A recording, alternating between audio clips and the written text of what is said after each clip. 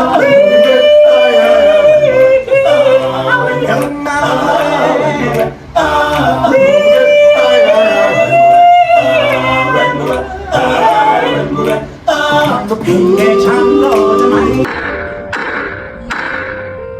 you for having me this morning. So it's been a while, and this particular trial, we've spoken about on and off over the years. But looking at where we are right now, what is your overall assessment of the state's case now that all their witnesses have testified? Let me first start off by saying, I represent the family, and it's been a long and treacherous journey for the family that brought us to this milestone, Sakina. But there are still many miles to go. This is only the state case been closed, and as you said, there will in all probability be an application in terms of Section 174 of the Criminal Procedure Act. And I'm going to be a bit technical, Sakina, but I think it's important for people to realize that in this application where the defense would argue that there's no evidence before court that will make a conviction possible, and they then entitled to a discharge. I just want to now, and people will obviously follow this, and we boring people, and for me it's very interesting, this kind of arguments. But the test is, and it was set out in court, and it's technical, but I want to share it, and it's that the court said, if in the opinion of the trial court there's evidence upon which the accused might reasonably be convicted, it's the duty straightforward. The accused may not be discharged and the trial must continue to its end. So Section 174, there will be argument to say that there's no evidence that the accused committed the offence, and then the court may return a verdict of not guilty. So there are many more miles to go, but Sakina, let me abuse this situation by just expressing on behalf of the family and myself our appreciation for Advocate George Baloyi and Brigadier GININDA and his team for their dedication and perseverance through this trial that brought us here. Sakina, you asked me about the merits of the state's case. It will be irresponsible for me to go into the merits, but what I want to say is that I think that the state presented sufficient strong enough case. They did what they could, and I hope that the trial will then soon end, that there will be more evidence, and that the state will also get the opportunity to cross-examine the accused. And appreciating that you're loath to really get into the merits of the case, do you believe, Advocate Nel, that there were any critical witnesses or perhaps pieces of evidence that the state perhaps should have brought but did not? Sakina, I don't want to be rude, but I really cannot deal with the merits of the case. But I think what we should perhaps do, Sakina, is just to think back on our previous interviews. Remember, the questions were, do we have the right accused? Is this a robbery that went wrong? Is this an assassination? And I think by following the state case, we answered those questions, which is a huge issue, that those questions were answered. And I think people look at the case and the state's case differently now at the end of the state's case. So it's very difficult to, and it will be irresponsible for me to deal with the merits of the matter. I think at the end of the case, Sakina, we can really talk about the case, how it was done and how it was presented. But I think you mentioned it, this trial was beset with the most the possibility of delay that you can think of. And I mean, you mentioned that we had to start afresh, but just think back, we had an advocate arrested in court. We had altercation between the accused and the prison warders. We had the replacement of counsel. So there were lots and lots of delays. So I really hope that going forward, that there'll be argument, there'll be judgment, and that we could finalize the trial soon. And I know we're going to wrestle around this, but when we spoke previously, one of the questions that I asked you was whether you believed the right people were in the dock, which is what you've just made mention of right now. But do you still believe that there is someone or other people that should be in the dock who are not? I haven't changed my mind on that. I haven't changed my mind, and I'm more confident than ever that there'll be more support for me and for the views we expressed before we started. Anybody that followed the trial and followed the trial diligently, I think, might agree with me. But as I said from the start, Sakina, the state decided to prosecute these people, and you asked me a question over and over again, as you should, that do we think we have the right people there? And I said yes. I haven't changed my mind. That's still my view on both questions, that we have the correct people before court, and I would have wanted other people to be charged as well.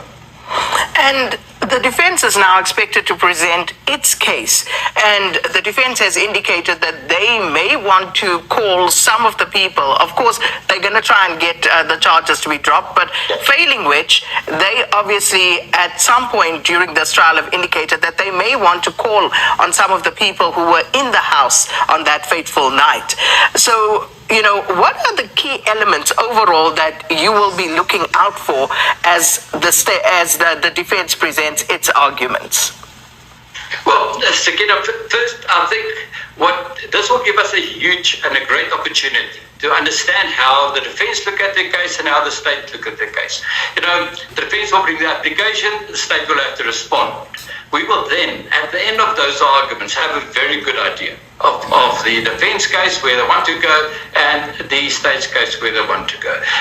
It might be so. Remember, Sakina, even in this trial, there was an extra docket presented. That's very relevant to the question you're asking now. Extra docket presented that indicated a whole different set of facts. I still believe that the facts that the state decided to prove and the case that they presented is the case that is relevant, and I think it's a strong enough case, Sakina. And as AfriForum, you've been vocal about seeking justice for the Mayiwa family. Now, given what's been presented so far, do you believe that justice is within reach for this family, Advocate Nel, given how long it's taken to even just get to this point where we are at right now? Yes, again, I'm going to answer that question, but I think we should set out a timeline. The murder happened in October 2014. Remember, the family consulted with us in 2019 saying nothing's happened. And I have to take you back. Remember, during that time, the Commissioner of Police said there'll be arrest soon. Even the Minister of Police promised that arrest before Christmas, and it never happened. We then got involved. The investigating team was changed, and that led to arrest in 2020. Trial started in 2022. So, to answer your question, I think there's light at the end of the tunnel. I do think that in our consultation with the family, although they share my views as far as some more people should have been prosecuted, I do think that we're satisfied that we might have justice soon. It's been a long journey, Sakina. It's a long journey. It's very difficult to get closure. When we started in 2022, we thought, at long last, it took us 6 years to get there, it took us 7 years to get there, but we'll now get justice. It's 3 years ago, and we might have more years to come. It's very difficult for the family, Sakina, to follow this, to understand this, not understand why it takes so long for them to get justice, but I'm sure, I'm very confident that the first milestone we've reached, and that we'll have justice soon. Family, we are back again in the Central Mayiwa case, and we want to applaud Sakina for quite an expressive and knowledgeable and exposing GERRIE NEL in this kind of interview. At some point, we feel like journalism, at some point, it's got its own problems, but at some point, we have good journalists. I can mention a few that I feel myself, they are good. Cressida Lewis is number one. Number two, not number one as in the best, but I'm saying people who report accordingly to what we expect. And Sakina, what he has done to GERRIE NEL, it's quite amazing. GERRIE NEL never, and he still didn't understand that this kind of interview was exposing him. Ukuthi maybe naye omunye othole i-brown envelope in this case. Because you can, he's been a prosecutor, GERRIE NEL, in the case of this guy who had a disability who shot his wife. I can't remember his name. It's not up in my mind. But he used to do athletes. He was a white guy, a boy, who killed his girlfriend in the washroom. He felt like there were intruders that came into the house, but GERRIE NEL was part of that case. Being a seasonal prosecutor, coming to this kind of, I can't believe how or where in the world can a mastermind, then you say this case, the state has brought enough evidence that can prosecute those guys who are in the dock. When the mastermind is not in the dock, I don't get it, or I'm trying to put my mind together to understand. Sakina kept on hammering just to understand where GERRIE NEL's mind is.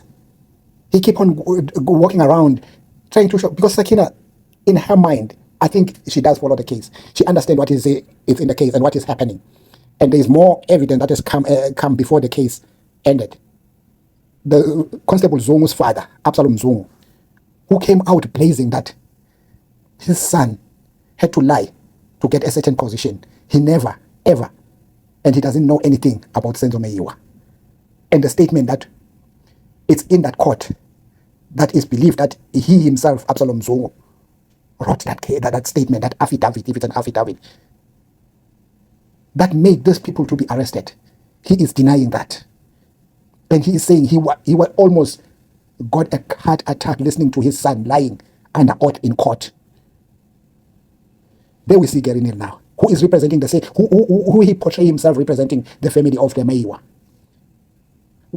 Where are we getting in this country? What is really happening here? Who are these guys having this big money being given to these people to come and lie? This brown envelope is everywhere. I think Mkwanazi is doing a remarkable job in getting all this. I can't believe what I have heard Neil saying in that court. Oh, not in the court, in SABC, saying he is the one who is representing the family. I don't think the family is happy with what Neil has just alluded and what he has said in SABC. It is crazy. And the danger of what GERRIE NEL has done, if Rata is listening to what GERRIE NEL has just said, because we know Rata, his mindset, he believes when they talk, they speak the fact. And if he gets this kind of it, he will start to believe in his mind that, this case is in the right track, when it's not in the right track. Can GERRIE NEL come? I think GERRIE NEL undermined the defense, and the defense is about to surprise GERRIE NEL with all this, because you cannot tell South Africans that the one who caused the death of Senzo Mayiwa as mastermind is not in the dock, and the case or the state has presented a remarkable case to prosecute these 5 people. Where is the source? You cannot say you want to stop drugs on the street when you are not getting the source, because the source will keep supplying. What is GERRIE NEL trying to say here? Because if GERRIE NEL came out blazing and say the state hasn't presented enough evidence, as long as the mastermind is not in the dock, then he will be talking. Because we want to know what the mastermind is going to say.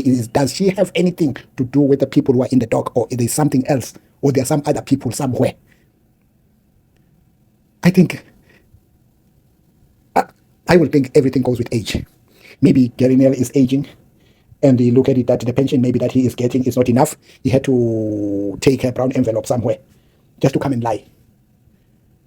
I've never seen anywhere the person who is mastermind in the case cannot be in the dock, but people can be prosecuted without the mastermind. I hope it's not about age. I hope it's not about the brown envelope. I hope he has lost track of the case. Because I cannot believe somebody like him, who once prosecuted a case of the athlete who had his legs amputated, who shot his wife, that GERRIE NEL can come with a half-cooked evidence that has been presented by the state and say the state has presented enough evidence to prosecute the accused that are in the dock. I can never be convinced by GERRIE NEL what he has just done here. The same person who is portrayed to be mastermind has never been called to the dog to come and testify. The one who is believed he came with a gun in the house has never been called. Chico's son, Longethwala, has never been called into the... Anytime the defense talk about Longethwala's name, always Baloyi stand up and try to defend that. Because they don't want at any point that guy comes to testify there. So what are they going to do now? Because if the 174 fail the case, it means now the defense has to bring their witnesses that will support their case that this guys were never. GERRIE NEL, let me remind him once more. Ntanzi was said he had a gold tooth.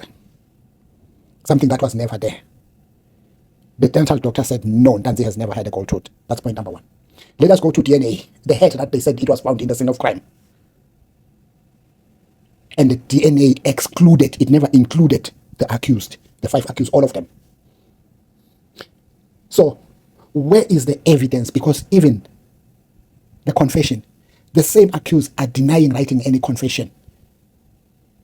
And Absalom, the father of Constable Zungu, said a white woman came with GININDA because they were into a certain plan to use Absalom for a promotion and the money, the stack of money that was put somewhere that he will get if he support the lies.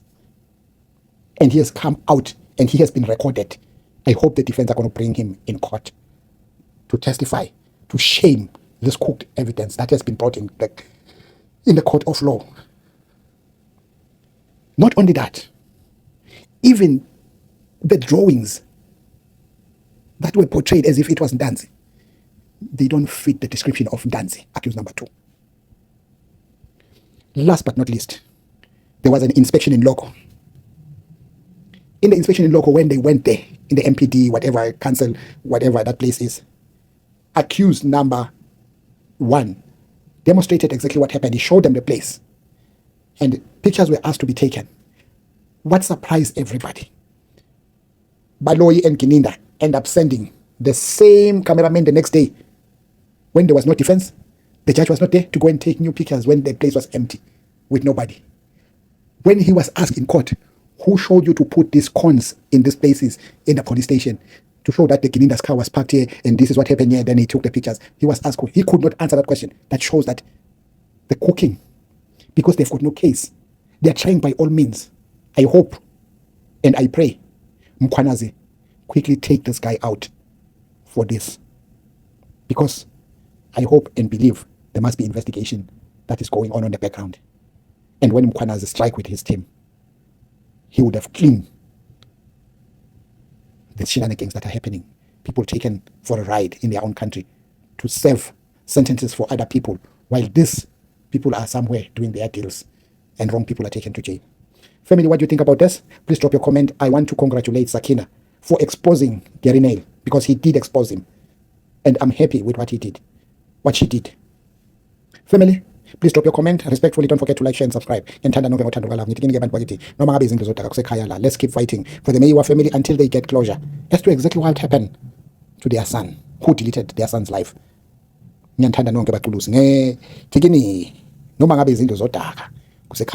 Bravo, bravo.